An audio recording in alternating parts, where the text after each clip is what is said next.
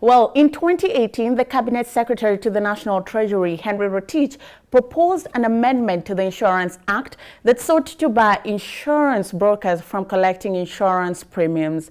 Although the proposal was rejected by members of the National Assembly, President Uhuru Kenyatta vetoed their decision, thereby taking the proposed amendment back to the floor of the House. But as the matter awaits debate, insurance brokers are worried about the implications of the proposed change to the way in which insurance brokers have been doing business with insurance companies. Now, to discuss what the change portends for the insurance brokers, I am joined by Washington Deger, the chairman of Bima Intermediaries Association of Kenya. Washington, thank you for making time. Thanks for having me. Very interesting conversation, right? Yes. And we are seeing the government, instead of amending Act 156 of the Insurance Act, it totally scrapped it away. What would have prompted the government to make such a drastic move? Well, thanks, Noreen, for having me. Now, we're having major issues actually with Section 156 of the Insurance Act that specifically talks about insurance premiums. You find that the issue of premiums in the insurance industry is a big deal. We're talking about over 200 billion worth of premiums generated in the economy every year, right? And it seems like it has attracted a lot of sectarian interests in the same, because Section 156, as it stands, without even an amendment, looks at ways intermediaries can be handled in case of either misappropriation of premiums or not remitting premiums, so to speak. You know, so it didn't warrant any amendment, so to speak. Okay. It just, maybe the only thing that would have happened, because you see, Section 156 as it stands right now, the only thing that was lacking is criminalizing the misappropriation of premiums. Okay. You know, it talked about if you misappropriate or if you mishandle premiums, the only thing that could have happened to you is have your license cancelled. But then maybe they would have gone ahead and maybe introduced maybe a jail term or even fines. That's okay. Okay. And it would have, you don't be hearing the noise that you're hearing right now in the industry, as far as that is concerned. And what is the status so far? A new amendment bill had been introduced. Is it being implemented, or is it still a work in the pipeline? Now, you see, when the bill was proposed in the budget of 2018, that Section 156 needs to be scrapped, or rather, major changes have to be made to criminalize. Remember, you're criminalizing handling of premiums, not even misappropriation, not even fraud. The fact that I handle premiums of a client itself is a crime. You know, that's a little bit. It does not augur well for everyone in the insurance industry. Okay. Because what we know is that, as it stood, you could get your premium, so to speak, and deliver to the insurance company. In any way, there's an agreement between us and insurance companies on how the premiums can be handled. So what is the way forward right now? As we speak, the Parliamentary Committee on Finance and Planning listened to our views, and they thought that the proposals as done in the budget are not very, very reasonable. Okay. And so they took it to the president for assent, saying, no, what we need right now is not actually criminalizing handling of premiums. Let's just introduce this section that talks about a subsection, so to speak, of making it criminal, so to speak, criminalizing the misappropriation of premiums.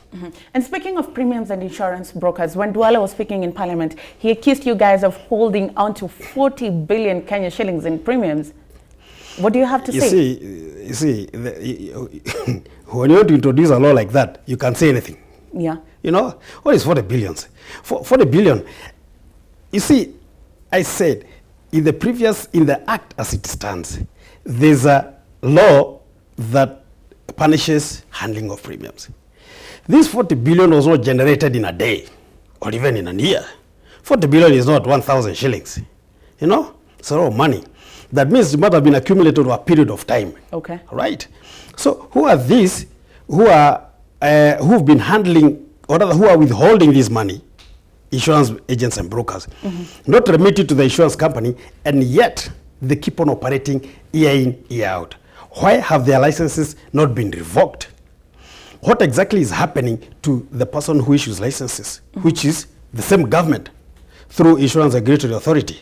Is it enough to sleep on their job, and then they come back later and say 40 billion is missing? So is 40 billion missing or not?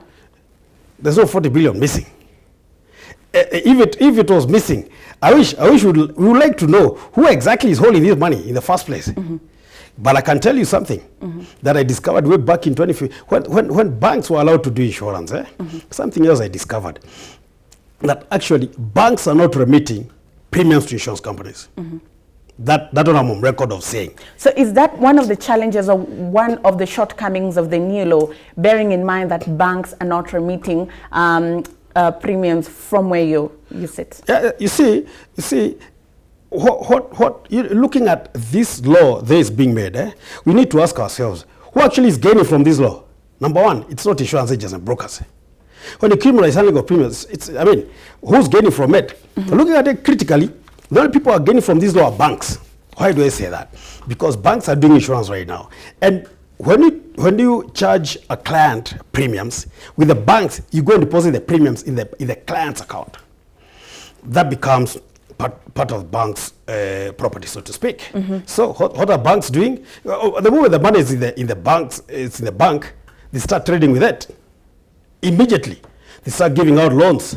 They start doing insurance with it. So by the time they remit this money to the insurance company, they've already traded with it, so to speak, right? And what you find is this, is that as we speak, banks owe so much money to insurance companies. And I can tell you, insurance companies are not even happy. Insurance companies are not happy doing business with the banks. How are they still in business if the banks owe them a lot of money?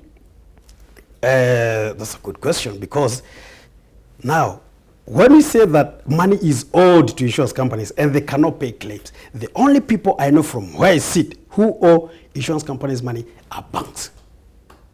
You know? And banks have a way of doing things and bulldozing everything. Yes, because you see, in 2015, like I was telling you, I got an insight of exactly what is happening in the industry. That banks are not remitting money, and insurance companies are actually even withholding paying of claims in a bid to force the banks to pay. Okay. And I'm talking about millions and millions of money. That was way back in 2015. And since then, so many banks have joined the fray. So who exactly is gaining from this law? Okay, nice question. And I think these are views that Kenyans could jump in, talk to us, hashtag Metropole Business News, and tell us what you think. Who do you think are gaining from this whole saga between insurance brokers, banks, and the government? But moving on, there are gainers, as you put it, from this new bill, but there are those who will lose. One, insurance penetration in the country is not very high, but it has been argued that once this bill goes into full effect, it will stunt the penetration of insurance in the country. What are your 2 cents? You see, insurance, as we speak about insurance penetration, we talk about it being around 3%. Now, 3% has been affected largely by the over 10,000 plus insurance agents in this country, right? We didn't have issues of handling premiums and stuff. Now, the other challenges that are in the industry that are making work hard for us as insurance agents to operate. And I've been having friends of mine, colleagues, who's actually left the sector because of that. Now, introducing this new law now makes the situation even harder. So, if insurance agents, and that's why you find, actually, Noreen, that's why you find insurance penetration in this country never increases. You know? Because thousands of, not thousands, but quite a sizable number of agents leave the sector every year. So what's going to happen to this law as it stands? And the fact that we feel it's bad for us, because you cannot you cannot sell a shop or sell wares when you've closed the door. You've got to open it for clients to come in, for customers to come in and receive money from them, for there to be an exchange. You know, so if the law is bad for us, if the insurance agents feel that they need to leave the sector, is it going to improve penetration at all? It simply won't. Because remember, in this country, insurance is still a very, very foreign concept. And insurance is very, very technical. You know? And we have to sell insurance to the wider public. Nobody stumbles or walks into an insurance company and says, I want to buy an insurance cover. No one does that. Okay. We have to take them there. If there's no one to take them there, it's going to happen. Okay. So this bill is here, and it's here with us, and it might be here to stay. And one of the things that it says it wants to deal with is nub crime in the sector, particularly fraudulent crimes. They're saying there are a lot of fake claims that are being put forth and money is being released. You represent the brokers. We have to find a middle ground between the government, brokers, and the banks. How do we move forward in relation to dealing with fraudulent cases and fraud in the sector? You see, there's something I keep on saying, Noreen. Fraud in the insurance industry cannot be done by a single entity. It is done by the whole value chain of the insurance industry. Okay. In case of a claim, for example, in case of a motor claim, there are cops in the mix. There are insurance agents or intermediaries or brokers. There are employees or insurance company. There are the garages. There are assessors. There are investigators. The whole value chain has got to be there. So what you need to do is that for fraud to be contained in the insurance industry, then there's got to be tighter measures by insurance companies to make sure that actual fraud does not happen, right? It's got to be tighter. But it seems like there are people who are sleeping on the job, and the people and they feel like insurance agents are the people who are easier to criticize or to pinpoint for their failures, you know? But as far as fraud, as far as streamlining the sector is concerned, there are measures that have been there. And they've been put, and they work, but we need to see those measures being implemented. Okay. In 30 seconds before I let you go, because I'm tight for time, how much were insurance brokers remitting maybe on a yearly basis to the sector, and with the implementation of this new bill, how much are we going to see revenue loss amount to?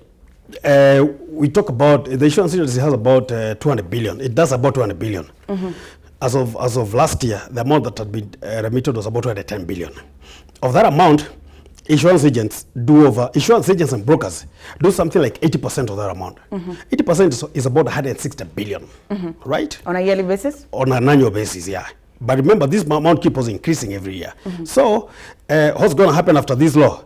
I can guarantee you that amount of money is not going to be realized. I can guarantee it's going to go down. Okay. Yes. So if we do not fix this, we are going to cut down the 160 billion. 160 billion, the government is going to lose revenue, the insurance industry is going to go down, and the economy is going to be messed up. Because an economy needs insurance at any one time. It does.